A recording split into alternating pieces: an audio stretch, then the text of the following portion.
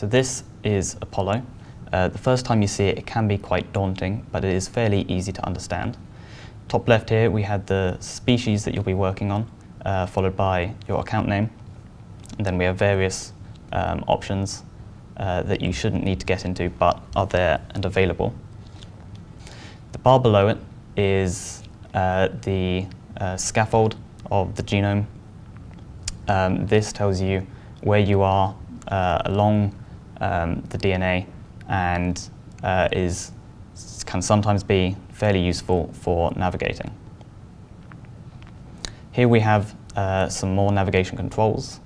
Left and right buttons here that move you along left and right. We have some zoom in controls. The big magnifying glass do a more extreme zoom in or zoom out. The smaller ones are more precise. Here we have the locus of where you are along the gene or the DNA. This can be used to search for genes or regions of DNA that you will be working on.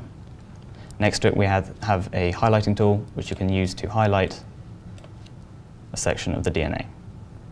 So on the graph area here you can see we have user-created annotations and a yellow box along the top. This is the scratch area.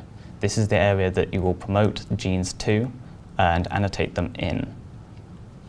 Below it is the space where you will be able to see all of the data and all of the tracks. Tracks are located over here on the right in this tab named Tracks. And you can see all the different sets of data that you can put on and take off. For navigating between scaffolds and sections of the DNA, you can use this Ref Sequence tab that shows you all of the different scaffolds that we have of the DNA, and you can jump between them.